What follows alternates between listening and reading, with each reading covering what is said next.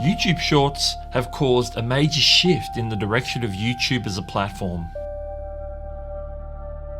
With sub 1 minute videos, they're vertical in nature, carving out their own unique place on the platform and in the hearts of viewers. The one thing that this short vertical content has done is to have creators seek the reward in posting these reels, talks, and shorts on various platforms. Creator funds have come and gone as platforms try to figure out a way to monetize this content and make both the platform and the creators successful. And in February of 2023, it happened. YouTube rolled out their Shorts monetization system. Surprisingly, to some, the results so far have been underwhelming. In the midst of this, platforms have been working through another complex problem that they needed the music industry to get on board with, using music to drive engagement and without creators being struck down due to copyright. Now, YouTube was already in a solid place with music partners. Many years ago, they had built the Content ID system born out of the legal stash with Viacom that settled in 2014. This system and the subsequent bringing together of parties to monetize rather than to litigate laid the foundation of what we have today. You could say that YouTube now works very closely with the music partners when it comes to allowing use of content and the monetization thereof for the benefit of those music partners. But historically, when it came to that arrangement, the creators had a bit of a raw deal. If a creator used a single track that was claimed by a music partner, the entire ad revenue that the creator's content generated would go wholly to the music partner. There was always murmurs of a rev share, but nothing really came of it. When creators are generally taught about copyright, it's always to err on the side of caution. If you didn't know the status of a track and didn't have a license for its use, the usual advice would be to steer clear.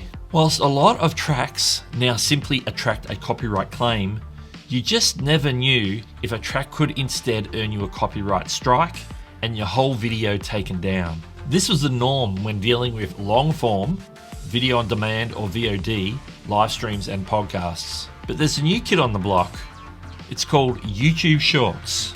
And finally, YouTube are overhauling the monetization side of things. While there's still that promise of rev share on the long form, it's here and now on YouTube Shorts. In an earlier video, I talked about how YouTube Shorts was to be monetized by ads and how that revenue was to be split between the creators, the music partners, and YouTube. We now see a revenue split, typically 50-50 with music partners. But how does that work at a deeper level? Even before February, creators were seeing shorts using music from the Shorts audio library and third parties alike being claimed. Now, this is the question we seek to answer in this video. Why do shorts attract copyright claims from tracks in the Shorts audio library, as well as other third-party content that you may have even got a subscription for? In YouTube's documentation for rights holders, it says the following. When a creator adds a song from the Shorts audio library to their short using the Shorts creation tools, a special Content ID claim is created. These claims cannot be disputed as they are not visible to creators. The purpose of these claims is to provide a way for rights holders to identify and analyze use of their music in shorts. If a creator adds a song to their short without using the Shorts creation tools, then these usages are eligible for standard copyright claims. So if a track is used from the Shorts audio library, the word claim merely indicates that the use of the song is trackable for the rights holder. In addition, songs added to Shorts in the editing process and sourced elsewhere is still applicable for traditional claiming. In both cases, revenue share is at play.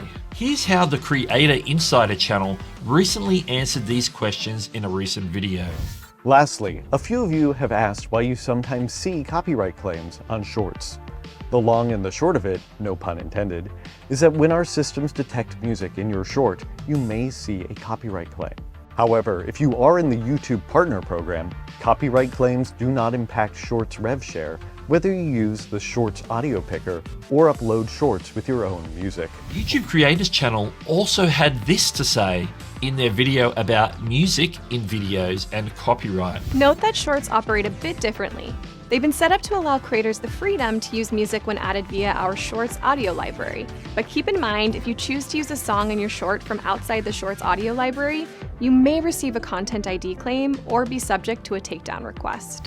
Now, in both cases, there's a revenue share at play. Now, if you upload a video you've pre-edited as a short and there's a claim, you are allowed to dispute if you feel the claim is in error because you have either written permission or a license to use the track, or you have reason to believe that it's falsely claimed. Sometimes though, you've gotten the music from a service you have a subscription with and your channel is safe or whitelisted, but they are also part of this Content ID system and are also tracking the track's use in Shorts. This is where it can get a bit confusing for a creator. Now, recently, a fellow creator we should call Jill got a copyright claim on a short where they had used music from the service they had subscribed to. They were adamant that their subscription covered them for all use on their channel on YouTube. Now, Jill reached out to the service to get the claim removed. Now, initially, they declined. This is the explanation they gave. Thank you for getting back to us. To clarify, a music claim, like the one from on your Shorts video, will not impact your allocation of the creator pool. YouTube does allocate a share of the total revenue pool to pay for music licensing. This happens for all videos containing music and affects all monetizing creators in that territory equally, regardless of if you have a music claim on your video or not. A music claim on your short will not only leave your monetization unaffected, it will also, number one, boost your content through linking the video to YouTube music-centric features for discoverability. Number two, increase the visibility of your content. And number three, make the artist and music more visible on YouTube. What earns, which in most cases would otherwise be shared among YouTube and other rights holders, will be reinvested to our customer, product, and artists. Digital rights team. On the surface, it appears that the service is actually double dipping, getting their subscription fees from the creator each month and 50% of the Shorts ad revenue for views on that video, because this is how Shorts monetization works for claimed or used tracks from music providers. Now, in point 3, they claim they would reinvest that Shorts revenue into the customer, product, and artists. Another of the statements made by the company didn't ring true either. The boost to content in points 1 and 2. After checking in with YouTube, they stated that there is no performance difference for Shorts whether they use music or not. So overall, the reasoning for their double dipping is selfish at best. Now, Jill, in the end, was very persistent in pushing her point that as a subscriber to the audio service and having a whitelisted channel, that she was entitled to have that claim lifted from her short. They ended up removing the claim from appearing on her short. Which leads us to something we read earlier in the documentation in relation to tracks used directly from the Shorts audio library. These claims cannot be disputed as they are not visible to creators. Now, unfortunately, we have seen that on occasion those claims have been visible. Why? Well, there is something called manual claims. If a creator uses a song from outside the Shorts audio library in their short, these usages are eligible for standard Content ID claims and copyright removal requests. It is possible that a creator sees that a track is in the audio library but does not add it to their short in the Shorts flow, but manually adds it in the edit and then uploads it. Even though this track is in the library, it is not tagged as being added by the Shorts tools. It doesn't have the same built-in tracking and linking to the original artist page.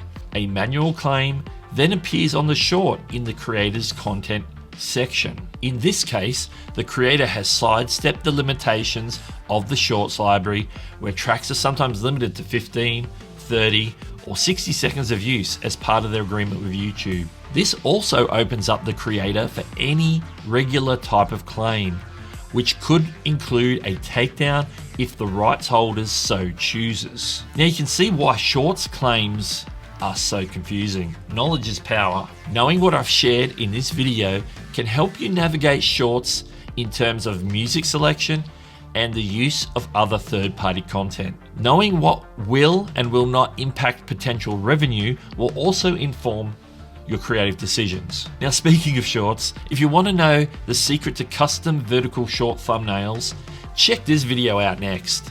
Well, this is Doug. I'll catch you later. Subscribe to Doug Hewson YT.